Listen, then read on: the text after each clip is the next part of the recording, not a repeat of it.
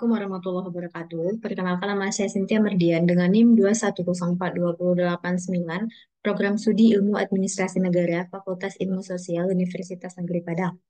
Pada video kali ini saya akan melanjutkan pemaparan materi pada pertemuan 5, yaitu tentang teknik-teknik komunikasi pada mata kuliah Komunikasi dan Advokasi Kebijakan.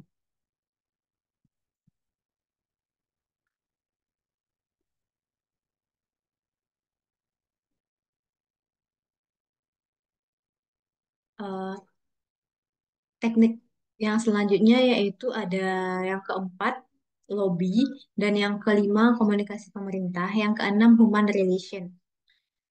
Yang pertama kita akan membahas tentang teknik lobby. Teknik lobby ini adalah teknik komunikasi yang digunakan untuk mempengaruhi keputusan politisi atau pejabat pemerintah dengan memberikan informasi, menyampaikan pandangan, dan mencoba meyakinkan mereka tentang suatu isu atau kebijakan. Lobby dapat digunakan oleh individu, organisasi, atau perusahaan. Teknik komunikasi lobby adalah upaya yang sistematis dan terorganisir untuk mempengaruhi pembuat kebijakan atau pemimpin politik dengan tujuan memperoleh dukungan untuk kepentingan tertentu. Ini bisa dilakukan oleh berbagai entitas, termasuk perusahaan, organisasi nirlaba, asosiasi perdagangan, atau kelompok kepentingan lainnya. Tujuan dari teknik komunikasi lobby bisa bervariasi tergantung pada kepentingan dan agenda kelompok yang terlibat. Adapun beberapa tujuan utama dari teknik komunikasi lobby ini termasuk yang pertama itu untuk mempengaruhi pembuatan undang-undang atau kebijakan publik. Yang kedua, memperjuangkan atau melobi untuk kepentingan ekonomi, sosial, dan lingkungan. Yang ketiga, mempengaruhi kebijakan fiskal atau regulasi industri. Yang keempat, mempromosikan atau melindungi kepentingan bisnis tertentu. Yang kelima, mendapatkan dana atau dukungan proyek untuk inisiatif tertentu. Maka, teknik lobby ini dapat kita simpulkan bahwa teknik ini adalah alat yang paling penting dalam proses politik dan pengambilan keputusan di banyak negara. Dengan menggunakan berbagai strategi komunikasi yang efektif, pemangku kepentingan dapat mempengaruhi kebijakan dan peraturan yang berdampak pada masyarakat secara keseluruhannya.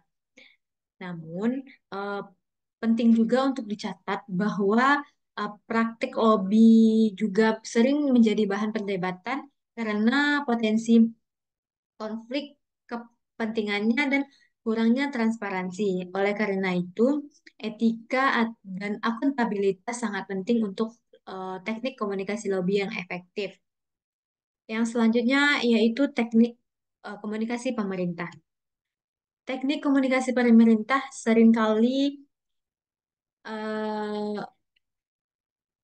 digunakan untuk lembaga pemerintah dalam menyampaikan informasi, meningkatkan kesadaran masyarakat, mendorong kebijakan dan program, serta menjelaskan keputusan dan tindakan pemerintah kepada masyarakat.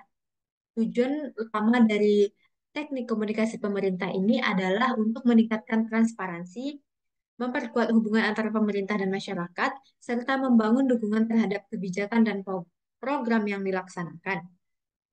Komunikasi pemerintah ini mengacu pada teknik komunikasi yang digunakan oleh pemerintah untuk menginformasikan dan terlibat dengan warganya. Hal ini mencakup kegiatan seperti press release, pidato, kampanye layanan masyarakat, dan interaksi sosial media. Tujuan komunikasi pemerintah ini yang pertama, transparansi. Eh, Transparansi ini meningkatkan tingkat transparansi dan akuntabilitas pemerintah dengan memberikan informasi yang jelas, tepat, dan mudah diakses kepada masyarakat tentang keputusan dan tindakan yang diambil oleh pemerintah. Yang kedua, pendidikan publik. Memberikan pemahaman yang lebih baik kepada masyarakat tentang isu-isu penting, kebijakan pemerintah, dan dampaknya terhadap kehidupan sehari-hari. Bertujuan untuk meningkatkan kesadaran dan pengetahuan publik tentang masalah-masalah tersebut. Selanjutnya tujuan yang ketiga yaitu partisipasi publik.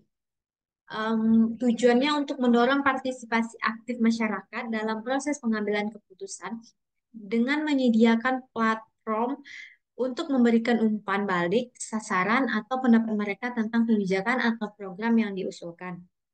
Tujuan yang kelima yaitu untuk membangun Tujuan yang keempat yaitu untuk membangun dukungan. Membangun dukungan yang legitimasi untuk kebijakan atau program pemerintah dengan mengkomunikasikan manfaatnya bagi masyarakat dan mempengaruhi persepsi serta sikap publik. Dan tujuan yang kelima yaitu krisis dan manajemen risiko. Menyampaikan informasi yang akurat dan tepat waktu selama situasi krisis atau darurat, serta memberikan arahan tentang tindakan yang harus diambil oleh masyarakat. Selanjutnya yaitu teknik komunikasi human relation. Hubungan manusia adalah teknik komunikasi yang berfokus pada membangun dan memelihara hubungan positif dan kolaboratif dengan orang lain. Melibatkan keterampilan seperti mendengarkan secara aktif, empati, pemecahan masalah, dan manajemen konflik. Komunikasi hubungan antar manusia mencakup pemahaman tentang prinsip-prinsip dasar hubungan antar manusia seperti saling menghormati, saling mendukung, saling percaya, dan saling pengertian. Hal ini mencakup kemampuan mendengarkan dengan cermat, mengekspresikan diri secara jujur dan terbuka, menghargai perbedaan, dan menyelesaikan konflik secara konstruktif.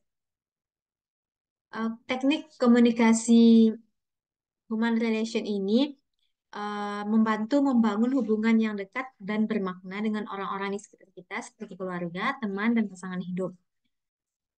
Hal ini juga mencakup penggunaan komunikasi yang sensitif, pengertian, dan penuh perhatian, serta kemampuan untuk mengatasi konflik dan tantangan yang muncul dalam hubungan interpersonal. Sekian pemaparan materi pada pertemuan 6. Terima kasih. Assalamualaikum warahmatullahi wabarakatuh.